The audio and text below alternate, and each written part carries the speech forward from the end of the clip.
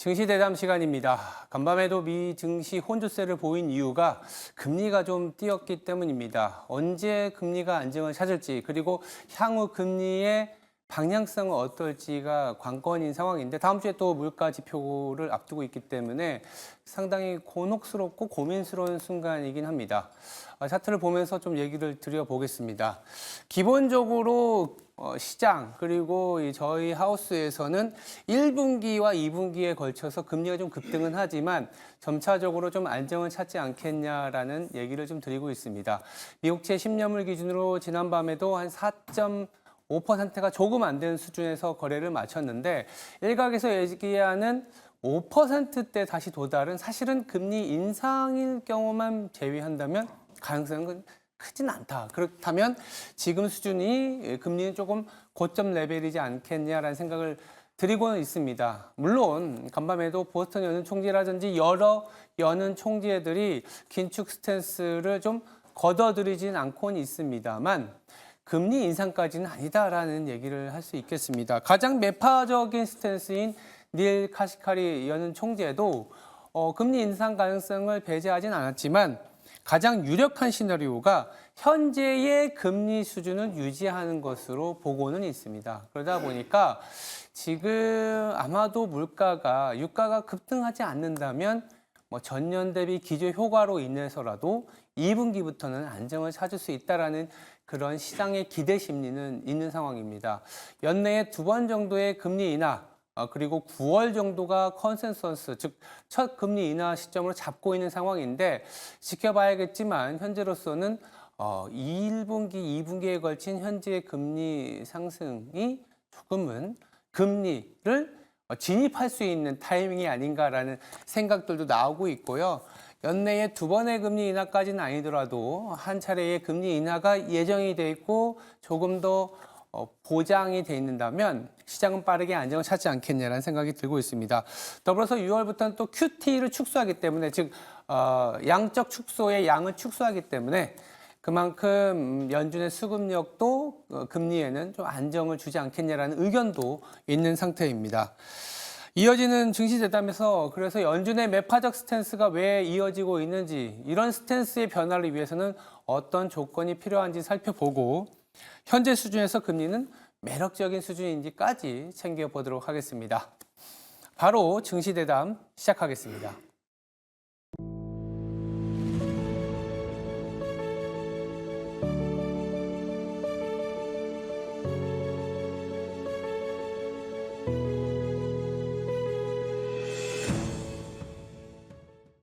네, 말씀드린 대로 증시 대담 이어갈 텐데요. 전문가 모셨습니다. 임재균 KB증권 리서치센터 연구위원 나와 있습니다. 안녕하세요. 네, 안녕하세요. 네, 제가 금리 방향성도 얘기하고 그랬긴 했는데 간밤에도 그리고 어제도 매파적인 발언들이라고 해석은 하지만 또 연준 입장에서는 그 정도의 내용은 해줘야 되지 않겠냐라는 생각이 드는데 시장에서는 고용지표의 둔화를 보고 연내 금리 인하 시점을 연말로 갔다가 다시 연 중반이라고 하기 좀 그렇지만 3분기 정도로는 땡겨놓은 상태인데 맞습니다. 여전히 금리 인하의 연준은 좀 보수적이다.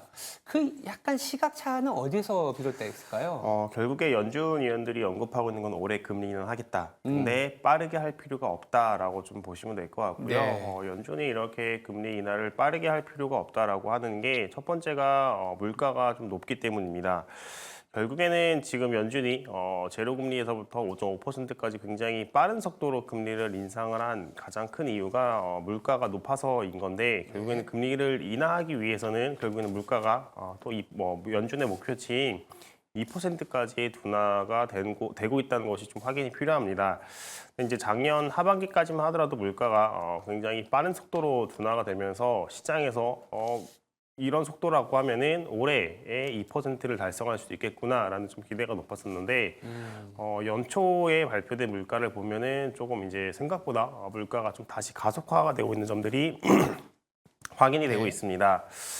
여러 가지 이유가 있겠지만은 결국에는 핵심 상품이라든가 주거, 서비스 그리고 여러 가지 이유가 있겠지만은 그 기반에는 미국의 경기가 굉장히 견고하다. 사실 작년에 연준이 계속해서 언급을 했던 요인, 그 물가 둔화에 필요하다고 언급을 했던 요인 중에 한 개가 수요가 둔화가 돼야 된다, 수요 위축이 필요하다라고 했는데 결국에는 수요가 위축이 된다라고 하는 거는 경기가 조금 슬로우 다운되는 좀 둔화가 되거나 이제 역성장이 나와야 되는 상황인 거죠. 근데 작년 하반기 같은 경우 성장률을 보면은 4.1% 기록을 했고요. 평균이 올해 1분기도 1.6% 상승을 하긴 했지만은 상승으로 좀 작년 하반기보다 둔화가 되긴 했지만은 민간 소비 부분 같은 경우는 굉장히 견고한 모습을 보이고 있습니다. 그리고 이 민간 소비를 견인하는 고용자 수 같은 경우에도 여전히 높은 수준을 유지를 하고 있기 때문에 연준 입장에서도 빠르게 금리 인하할 필요가 없다. 오히려 경기가 조금 위축이 되고 그리고 물가가 둔화되는 것을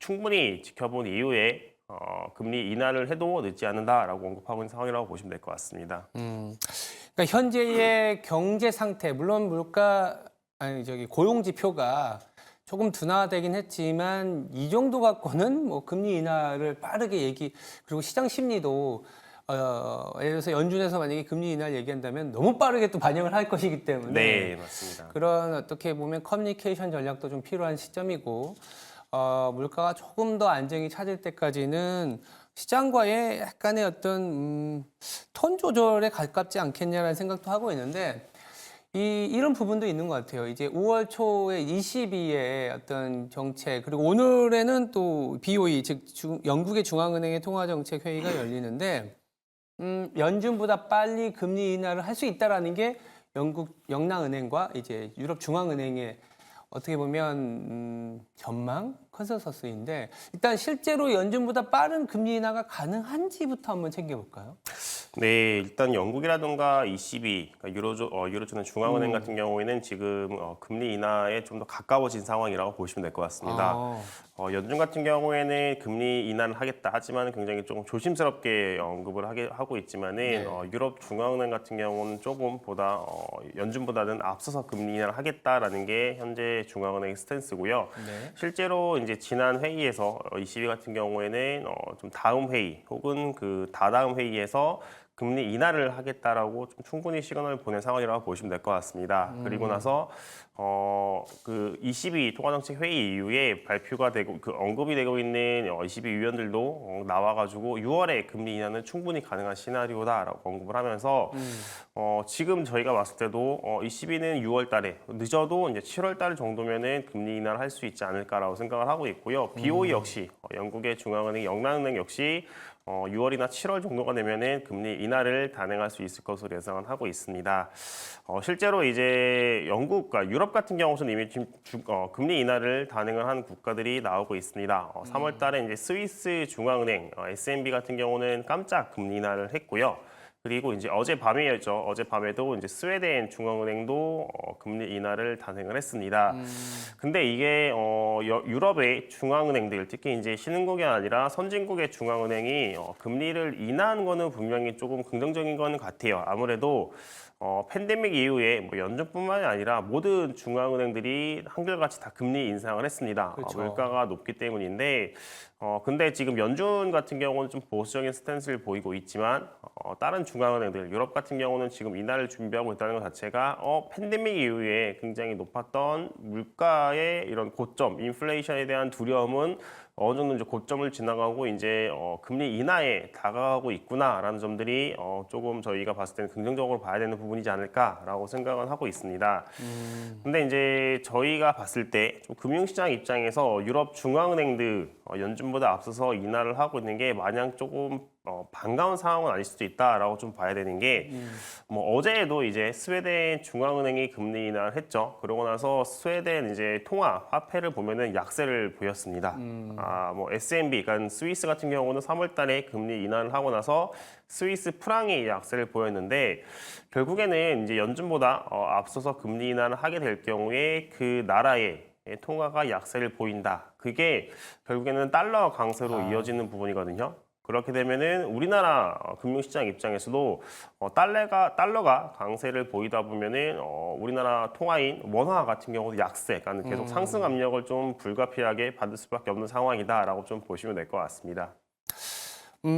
일단 이제 기축통화국들은 사실은 뭐 금리차라든지 이런 부분들도 고민은 되긴 하겠지만 우리 뭐 이머징이나 비기축 국가들의 정책보다는 좀 유연하게 대응을 할 수 있다. 근데 문제는 뭐냐면 ECB만 하더라도 금리 인하 그래 6월, 7월에 한다. 근데 달러화 지수의 대부분은 유로화 그리고 말씀하셨던 뭐 스위스, 스웨덴도 다 포함되어 있는데 근데 선진국끼리는 뭐 자국의 경제 상황을 위해서 금리 인하한다 하지만 그로 인해서 반사 효과는 말씀 주신 것처럼 달러화가 강세를 보일 수 있고 현재로서는 그러면 2분기에서 3분기에 걸쳐서는 금리 그 선진국 통화 정책으로 인해서 달러화가 조금 더 이어질 거라고 봐야 되겠네요. 네, 맞습니다. 결국에는 아. 연준은 계속 버티고 있고, 근데 그에 반해서 다른 나라 중앙은행들, 특히 유럽 중앙은행들이 금리 인하에 대해서 조금 적극적으로 받아들이면서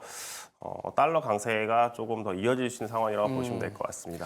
그러니까 이제 달러화 강세가 이루어지게 되면 아무래도 국내 시장에는 좀 우호적이지는 않고 네, 물론 최근에는 이제 달러 강세 환율이 상승하면서 환율이 높은 수준에서 괜찮은 업종으로 외국인들이 매수가 들어오고 있긴 하지만 이 달러 강세 하면은 이제 동반돼서 나오는 얘기가 미국의 긴축이고 그로 인해서 달러가 더 강해지고 있다라는 거잖아요. 상대적인 긴축이긴 하지만 그러면 또 금리가 간밤에도 많이 튄 건 아니지만 약간 10년물 같은 경우에 입찰이 좀 부진했다는 얘기 네. 나오고 4.5%를 좀 넘나들고 있거든요. 다시 좀 충격을 줬었던 5%대까지도 갈 수 있다라는 얘기들을 심심치 않게 하는 월가의 분석가들도 있는데 이 부분은 또 어떻게 보시는지 궁금해요. 네, 뭐 5%에 대한 좀 걱정들이 많은 것 같습니다. 네. 아무래도 이제 작년 8월, 9월, 10월 달 채권 시장이 굉장히 조금 어려움을 겪었던 작년 3분기 때 보면은 미국채 10년물이 5%까지 갔고 그리고 최근에 미국채 10년물이 고점이 4.75 부근까지 오다 보니까는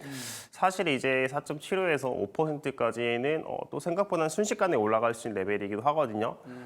그런 상황에서 좀 5%에 대한 우려가 나왔던 상황이다라고 저는 보고 있는데 저는 일단은 5%까지 가기엔 좀 쉽지 않다라고 저는 보고 있습니다. 왜냐하면은 작년에 5%대를 갈 때의 상황을 잘 돌이켜 보면은 연준은 계속해서 추가 인상을 원한다라고 언급을 하고 있었습니다. 근데 올해 같은 경우에는 기본적으로 연준에서 빠른 금리 인하는 불필요하다라고 언급은 하고 있지만은 그래도 잘 이야기를 들어보면은 기본 베이스 시나리오, 기본 시나리오는 그래도 올해 금리를 인하를 하겠다. 다만 생각보다는 조금 인하 시점, 그러니까 올해의 인하 시점이 좀 늦어질 수 있다라는 점들이 있고요. 또 다른 이제 좀 차이, 작년과의 차이가 이제 수급 관점에서 봤을 때는 공급이 있습니다. 작년 8월 초를 조금 돌이켜서 보면은 8월 초에 피치가 미국의 신용 등급을 강등을 시켰습니다. 그러면서 강등을 시킨 이유를 미국의 재정 건전성이 좋지 않다. 계속 돈을 쓰고 빚은 계속 늘어난다. 라면서 이제 신용등급을 강등시켰는데 그리고 그 다음 날에 미국 재무부가 국채 발행 계획을 발표를 하면서 국채 발행량을 증가를 시켰습니다.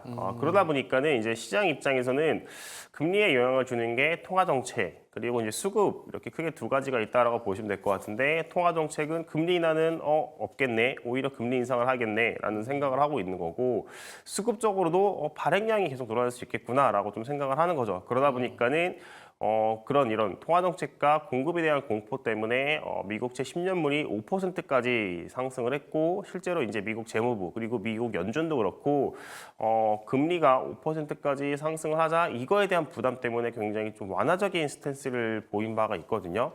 그랬는데 이제 올해 미국채 발행량 같은 경우는 아직까지는 증가하고 있습니다. 근데 미국 재무부에서 밝힌 거로는 이번에 이제 나온 게 5월, 6월, 7월 3개월치가 나왔는데 그 이후에 대해서는 발행량을 증가시키지 않아도 된다라고 언급을 했어요. 그러니까 작년 같은 경우는 이제 발행량이 한도 없이 끝도 없이 이제 늘어날 수 있다라는 좀 공포가 있었다라고 보시면은 지금은 발행량이 더 이상 늘어나기는 좀 쉽지 않다라고 보시면 될 것 같고요. 예. 거기에 플러스 연준의 QT 양적 긴축의 속도가 줄고 있습니다. 예. 지금 원래 기존에 MBS 350억 달러 그리고 미국채 한해서는 600억 달러까지 해서 월 총 950억 달러의 한도 내에서 양적 긴축을 진행을 하고 있었는데 이 부분이 6월 달부터 총 600억 달러까지 줍니다. MBS는 350억 달러 그리고 국채는 250억 달러로 주는데 이 부분에서도 조금 더 저희가 살펴봐야 되는 게 원래 이제 양적 긴축이 발표가 되기 전에 PD들 그러니까 이제 미국 내에서 미국채를 거래하는 이 PD들을 대상으로 연준이 양적 그 국채의 양적 긴축 규모를 얼마까지 줄일 것 같냐라고 물어봤을 때 300억 달러라고 언급을 했었거든요. 그러니까 절반까지 줄이겠다. 600억 달러에서 300억 달러까지 줄이겠다라는 생각들이 많았는데 실제로 뚜껑을 열어보니까는 이거보다 더 크게 줄어든 250억 달러를 발표를 한 거죠. 결국에는 양적 긴축 규모가 줄었다라고 하면은 저희 이제 시장 입장에서 봤을 때는 연준의 양적 긴축은 시장의 공급의 의미를 의미하는데 이 공급된 양이 줄어들 수 있다. 결국에는 작년과 통화정책 상 그리고 공급상에 좀 차이를 보인다라는 점에서 5% 가기는 좀 쉽지 않은 상황이다라고 저희는 보고 있습니다. 그리고 이제 5%가 갈 수 있는 시나리오도 뭐 금리 인상을 해야지만이 연준이 추가적인 금리 인상을 해야지만이 5%를 가지 않을까라고 생각을 하고 있고 실제로 이제 닐 카시카리 미니애폴리스 연원 총재가 뭐 추가 인상에 대해서 언급은 하고 있지만은 이분도 이제 추가 인상을 하겠다 이런 게 아니라 나의 기본적인 시나리오는 올해 2차례 인하이다인 거고요. 그리고 이제 사회자가 좀 유도 질문을 한 것도 있습니다. 어떤 상황에서 인상을 하겠냐. 아니, 근데 이제 기자들은 이제 기사에서는 이런 시나리오에서는 금리 인상을 한다에 대해서 이제 금리 인상을 하는 거에서 좀 더 중점을 두면서 작성을 그렇죠. 하다 보니까는 저희가 조금 이거에 대한 공포감이 있는 상황이라고 보시면 될 것 같습니다. 일단 정리해보면 5%까지 뛰었던 상황하고는 지금 큰 틀에서 통화정책과 수급적인 측면에서는 그렇게까지는 아니다. 통화정책은 작년에는 추가 금리 인상까지 내다보고 있었는데 지금은 뭐 동결 정도가 조금 더 유지되는 거고 그리고 수급적인 측면에서는 뭐 부채 한도 있어도 있었고 신용등급 강등이라든지 국채 발행을 통해서 그리고 QT도 계속 진행이 되는. 근데 올해 같은 경우에는 국채 발행 이슈라든지 QT 그러니까 양적 자산 긴축이죠. 이거를 좀 양을 줄이는 거기 때문에 여기서 줄이는 거는 좋은 겁니다. 그러니까 그런 부분들이 있기 때문에 지금 현 수준에서 4.5%가 좀 물론 높은 수준이긴 하지만 여기서 뭐 5%까지 뭐 다이렉트로 치고 나가는 장은 아닐 것이다라는 얘기를 좀 해봤습니다. 그렇게 보면 금리가 어느 정도 높은 레벨이긴 하지만 소위 말해서 좀 매력적인 구간일 수도 있다라는 생각이 들 수 있는데 그래서 그런지 몰라도 4월 달에 우리 개인 투자자들이 4조 원이 넘는 채권 순매수에 나타났습니다. 왜냐하면 미국의 금리가 튀면 우리나라 금리도 튀니까 어떻게 보면 주식으로 보면 가격이 빠진 거죠. 가격이 빠졌으니까 어쨌든 그래도 연준이 금리 인하를 나설 수 있고 그럼 이 수준이면 살만한 거 아니냐 이런 얘기들이 좀 있었던 것 같은데 이 5월의 채권 시장의 흐름 단기적으로나마 지금은 좀 그래도 금리가 많이 튀었지만 어떻게 될지가 좀 중요한 상황이지 않습니까? 어떻게 봐야 될까요? 일단은 이제 5월 초까지만 하더라도 올해 연준이 금리를 인하를 하지 못할 수 있겠다, 혹은 인상을 할 수 있겠다라는 공포감이 조금 많았다라고 보시면은 5월 FMC 그리고 5월에 발표된 4월의 미국 고용 지표를 발표를 하면서 일단 추가 인상에 대한 우려는 많이 낮아졌고요. 그리고 연준의 금리 인하 기대감도 조금 소폭이지만 상승을 하고 있는 상황이라고 보시면 될 것 같습니다. 근데 결국에는 지금 이제 투자자들 입장에서 봤을 때는 금리 인하가 빠르게 돼야지만이 금리가 크게 하락을 할 수 있는 상황이다라고 보시면 될 것 같은데 이 부분이 결국에는 이제 5월 15일에 발표가 되는 미국의 4월 CPI, 4월 소비자 물가를 확인을 할 수밖에 없는 상황인 것 같아요. 근데 저희는 미국의 소비자 물가에 따라서 금리의 충격은 좀 크지 않지 않을까라고 생각을 하고 있습니다. 왜 그러냐면은 사실 1월부터 3월까지 연초에 발표된 미국의 소비자 물가는 다 이제 시장 예상치를 상회를 했습니다. 그러다 보니까는 시장에서도 상당 부분 조금 이제 이 물가에 대한 경계심을 가지고 있는 상황이다라고 보시면 될 것 같고. 그리고 5월 FMC 이후에 금리 인하 기대가 조금 앞당겨지긴 했지만은 잘 보면 이게 금리 인하 기대가 앞당겨지고 있다라기보다는 금리 인하 기대가 후퇴되는 게 조금 멈췄다라고 하는 게 조금 더 맞을 것 같아요. 그러다 보니까는 이제 1월부터 3월까지 나온 물가에 대한 경계심 그리고 시장도 이거에 대해서 좀 어느 정도 반영을 하고 있는 상황이다. 그래서 미국의 소비자 물가가 실제로 컨센 정도의 부합만 하더라도 저희는 오히려 금리는 상승 압력보다는 하락 압력. 결국에는 이제 금리가 하락한다는 거는 채권 가격상으로는 이제 상승 압력이 더 커질 수 있는 상황이다라고 저희는 보고 있습니다. 그리고 이제 저희 이제 국내적인 이벤트로는 결국에는 5월 금통위가 조금 예정되어 있는데 이 부분이 조금 경계심으로 나올 수는 있겠지만은 하는 총재께서 지난주에 금리, 그러니까 인하에 대해서 통화 정책에 대해서 완전히 재검토를 하겠다라고 좀 언급을 하신 부분이 있고 그렇게 조금 연내 인하 기대를 꺾는 발언을 했음에도 불구하고 사실은 시장 금리의 상승폭은 크진 않았거든요. 그렇다고 하면은 5월 금통위에서 굉장히 좀 매파적인 스탠스를 보이더라도 사실 금리의 상승 압력, 국내 금리의 상승 압력도 크지 않지 않을까라고 생각을 하고 있습니다. 네, 알겠습니다. 어쨌든 5월에 나오는 물가 지표라든지 통화 정책들이 물론 시장에서 소화하기엔 버거운 내용일 수 있지만 가격 자체로 주식시장도 셀인 매이에 앞서서 셀인 4월이 발생했고 뭐 사실 그 원인을 제공한 게 금리였는데 금리도 미국 기준으로 10년물, 2년물은 5%를 넘나 들었었고 이미 미국의 10년물도 4.5% 이상을 갔었기 때문에 충분히 내성이 있는 가격까지는 왔다 정도로 보시면 될 것 같습니다. 네, 지금까지 임재균 KB증권 리서치센터 연구위원이었습니다. 감사합니다. 네.